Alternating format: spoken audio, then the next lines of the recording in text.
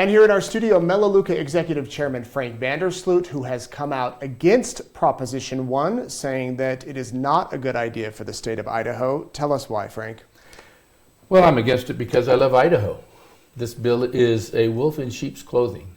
This idea that it's about open primaries is a false narrative. It's about something totally different than that. I'm against it because I'm results oriented. I want to know what the result of this is going to be. Alaska is one of only 2 states that's tried this ranked choice voting system, and it ended up to be an absolute mess for them. The state of Alaska is 60% Republicans, conservatives, and 40% Democrats. And they used this for the first time 2 years ago. They only have 1 U.S. congressman, only one. They only got one. In the final election, using ranked choice voting, the very same language in their bill as in ours, we copied theirs. 60% of the people in the final election, in the runoff piece, 60% voted Republican, 40% voted Democrat, and the Democrat won the election. How is that possible? Because of the gimmickry of the ranking of votes that people didn't understand. They didn't understand, number one, a lot of them didn't rank, and that's what's going to happen in Idaho. You have to rank your vote. So you have your first choice, your second choice, your third choice, and your fourth choice. And a lot of people say, well, that's my choice. And that's where everything gets all screwed up. There's 2 votes. They narrow it down to 4 top candidates, and then you do this ranking. And if you voted for the loser, they take all 4, who got the least votes? Then only if you voted for the loser, then you get a vote again. The computer will take your vote. You don't have to go back to the polls. It will take your vote, your second choice, and apply it over here to whoever that person, as if that's your first vote. And then if you voted for the loser that time, it'll take it and apply it again. So it's really confusing, really hard to track. People don't understand how it works. They didn't understand how it works. And they sent a Democrat to Congress, the U.S. Congress, that has these thin margins. So one Democrat has a big impact on our nation. And so then the people in Alaska got all upset and said, how in the world? We would have never done that. How did that happen? So then the state of Alaska spent $3 million after the election, after it was too late, telling people how this really worked. And so this election, on the ballot now, it's on the ballot to take it back off because they don't like how it worked. It's crazy. It didn't work for them. We're trying to put it on the very same bill. This is mostly out-of-state money, largely out-of-state money. Over $500,000 has been brought in already, and more millions are coming from out of state. You go look, follow the money. If you want to know what the intent is, follow the money. Who's behind this? Liberal organizations, national liberal organizations, not part of Idaho. There's some Idaho money in here too, so go track that money. All liberal folks that are in favor of this bill. Who's against it? Well, Idahoans. I'm an Idahoan. I grew up here. Melaleuca's against it. Everybody that gets educated from the state of Idaho is against this because of the result it will give our state. So I'm against it because I love the state, and I've looked deeper in how this works. So it's really complicated. For people with a short attention span, I'll try to explain it the best I can. And when I'm done, you're still going to be confused because it is really, really confusing. So it's an 18-page proposal, initiative. This is what people don't understand, Nate. So all that will be on the ballot is these 2 paragraphs. I've highlighted a couple of statements in here, and this will be on the ballot. But this is not what we're really voting on. This represents 18 pages of fine print, really complicated stuff. This is the piece that the people in Alaska had no clue. This is the piece that people in Idaho have no clue. I'll guarantee you that 95%, 99% of the people that go to the polls won't ever have read what they're voting on. And when they do read it, if you try to read it, it's really complicated stuff. It's bizarre that we're trying to pass something into law that is this unbelievably complicated and that it'll have this kind of effect on our election. You mentioned a second ago that there's kind of 2 parts to this. One is that it does away with the primary, or it opens it up, and 2 is the ranked choice voting. This is more gimmickry. because they're pitching this as this gives us an open primary. They wanted it to say that, and they named themselves Idahoans for an open primary. These liberals and a very few Republicans, I'll admit there are a few Republicans in it, and the Republicans that want to do it, they want an open primary. I get that. I understand that. There's a good argument to have an open primary. This is not it. They named themselves that, and when people signed the ballot, they thought they were signing in favor of an open primary, which there's maybe some good arguments for. But then when they tried to get it on the ballot that this is an open primary, the Supreme Court said, and the Supreme Court obviously went through the whole language and said, this is not an open primary. Read what it says. This says, this measure will abolish Idaho's party primaries, and it also allows them, the language is right in here, in the bill, they can actually lie about the party they're affiliated with. It says candidates can list any affiliation on the ballot, so you can say, I'm a Republican. You may have never voted for a Republican in your life. You may have never given a penny to the Republican Party. You may not believe in anything the Republican Party stands for, but you can say that you're a Republican. And then it says, candidates can list any affiliation on the ballot and need not be associated with the party they name. So it's right in, they can lie. They put it in the bill that they can lie to us about who they are, what they represent, what they stand for.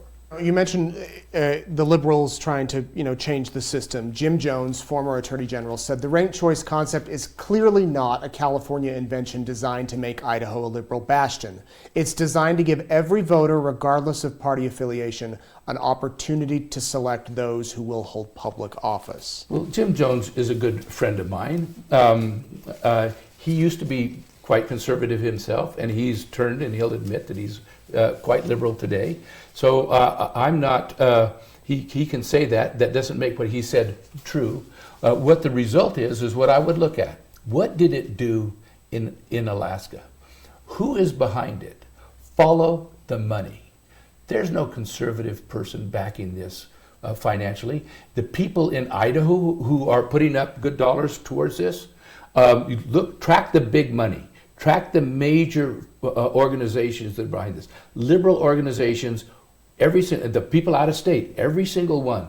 Liberal organizations, national liberal organizations trying to interfere with our election to get this passed. Why are they doing this?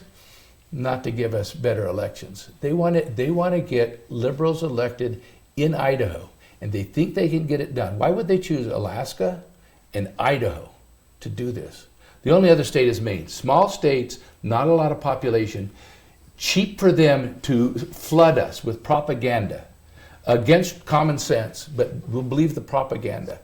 And then take that and get us to implement something that totally turns the elections and our government on its head. What about the argument that there's 275,000 unregistered, well, they're registered voters, they're not registered to a party in Idaho. By doing away with the primary system now, their votes would count. They would feel like their vote is equally as important as everybody else that's registered as a Republican or a Democrat. So that's the argument to have an open primary. I think there are valid arguments to have an open primary.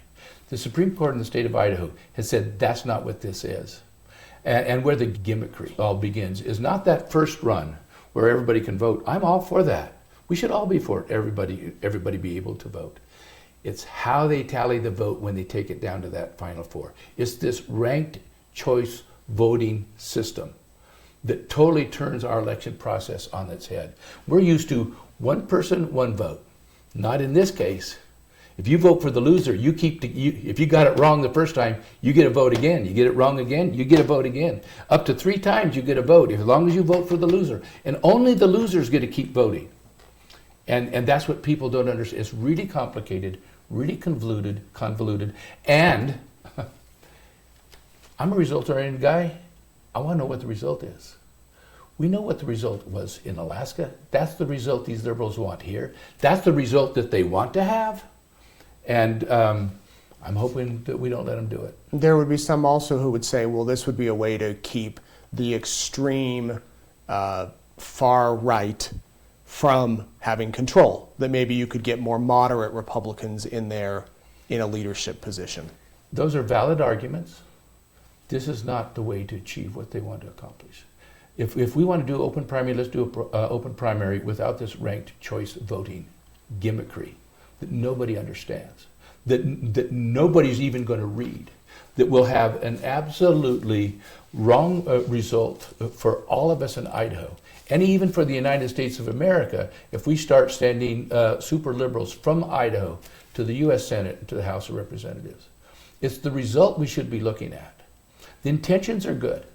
We can talk, let's get a better solution than this. This is a mess. That's why Alaska's trying to repeal it. Idaho is a wonderful state. A lot of people want what we have here. People are pouring in here from California, from Washington, from Oregon, from other states, because they like our way of life. They want to live here in this state. What is it about our government that we want to change, that we're going to turn our total electoral process, our elections, and our government on its head? What is it about that we don't like? Why are we even considering changing our elections to get a different result than what we have here? People love what we have here. Every single key elected official in the state of Idaho that we elected, that we put into office, these are the people, the key people. Every single one of them are against Proposition 1. Senator Jim Risch is against it. Senator Mike Crapel, Representative Russ Fulcher, Representative Mike Simpson, Governor Brad Little, Lieutenant Governor Scott Bedke is against it. Attorney General Raul Laboratory and Speaker of the House Mike Moyle are all against Proposition 1. Why are they against it? Because they know it's intended to turn Idaho's government on its head. We elected these folks. They're against it. They've studied it. Most of the public have not studied this 18 pages. These folks have. They're against it because they know what it will do to our state. We ought to listen to them. We put them into office. You could argue all of those people are going to come out against it because they are worried that if this passes, they could lose their seat. They could get booted out. Yes, of course. They are worried about their seats. I'm worried about their seats. And you should be worried about their seats because that's what this is all about. It's about turning our entire government system in Idaho upside down and putting it on its head and bring liberals into our government and into the U.S. Congress and U.S. Senate from Idaho. So you're saying to everybody watching, vote no on Prop 1? I'm hoping that folks will vote no. It's horribly complicated. It will have a horrible result. It's expensive. We didn't talk about that. $40 million just to enact this. Just the first year, $40 million, according to the Secretary of State. And it's horribly complicated and it'll have a bad result. So I'm sure hoping people vote no. Frank VanderSloot, thank you for sharing your thoughts with us. Thank you so much.